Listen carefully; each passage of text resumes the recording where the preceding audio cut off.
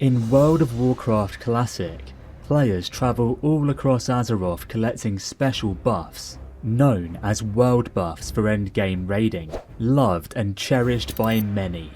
These buffs increase your character's power dramatically, to the point where, if you lose them, you feel absolutely useless and may as well log off, making them a mandatory requirement for a bulk of the raiding guilds in Classic Anniversary.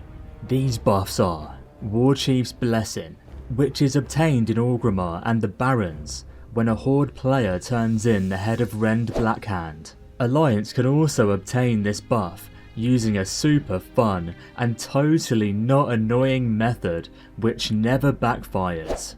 Rallying Cry of the Dragon Slayer. This is obtained from turning in the head of Onyxia or Nefarian in Orgrimmar or Stormwind. Songflower Serenade from Felwood. Spirit of Zandalar from the Heart of Hakar in Zul'Grub, which is obtained in Stranglethorn Vale. And 3 buffs from the guards in Dire Maul Tribute that you obtain from becoming the King of the Gordok by simply paying your local hunter 10 gold. This gives you a nice stack of 7 world buffs. But what if I told you there's actually an 8th buff that you can only get once per month for a single week? Sage's Dark Fortune. Every month the Darkmoon Faire will appear in either Elwyn Forest or Mulgore, which gives players the chance to obtain Sage's Dark Fortune. This is particularly powerful as it gives you 10% more damage. In Season of Discovery, Blizzard changed how this world buff worked by giving the NPC a 10-second cooldown. However, on Anniversary, if you happen to die after obtaining it, you need to wait another 4 hours before you can get it again. Sure, this is easy to obtain if you're a Horde and the Faire is in Mulgore, or if you're an Alliance and the Faire is in Elwyn, unless you happen to be unnecessarily flagged for PvP combat, in which case death and despair inevitably await. And for any poor soul that decides to unboon all of their world buffs whilst flagged, I think you can guess the outcome. If you happen to be on a PvE server, then you can simply walk straight up to Sage and get the buff no problem. But if you're on a PvP server, death, murder, chaos, betrayal. This is the one time of the month where all the biggest griefers from both factions work together towards one shared goal: stopping people from obtaining the Darkmoon Faire world buff. Day and night. Alliance killing Alliance, Horde killing Horde. There's no loyalty at the Faire. This is the Wild West, a place with no law, just mercenaries looking for their next meal to feast upon, probably licking their lips because they've just had Mountain Dew and Doritos. Never in my life had I seen such a wretched hive of scum and villainy. After everything I'd seen, I did the unthinkable. I joined in.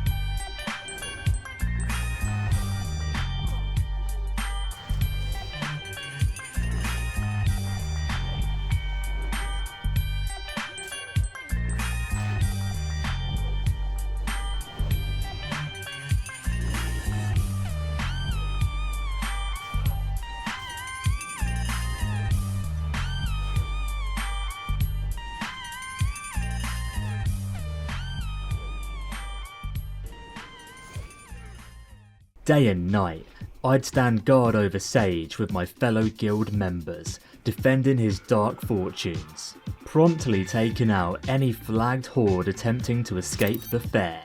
It got to the point where the biggest griefers on the server would stand next to me and not attack. In fact, they'd even wave at me. It was at this point I knew I was in deep. It felt like I joined a gang, and this was my initiation ritual. This was some Brood of the Nosdormu type shit, where with every kill, my reputation went up with the griefers until I finally hit neutral. And you know what was really messed up? I had fun.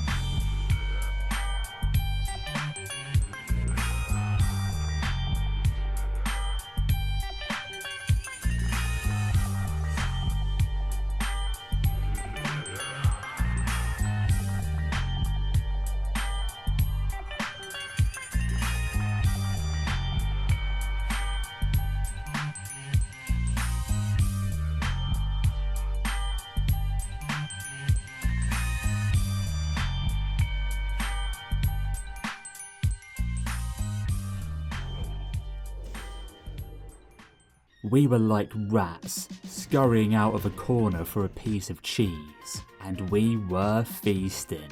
Is it safe to say we overdid it? Not really. Usually I'd feel kinda bad taking people's world buffs, but I know for a fact people would do the same to me if they had the chance. That's just PvP in vanilla. That emergent possible threat that can get you at any moment. Besides, Horde don't even need to be flagged for PvP in Mulgore. They could simply wait 5 minutes, get rid of their PvP flag and be completely safe. So let this be a lesson to anyone watching this. Never flag for PvP when the Darkmoon Faire's around, unless you want the rats to come out. Usually you have heroes and villains, but here, it's just villains.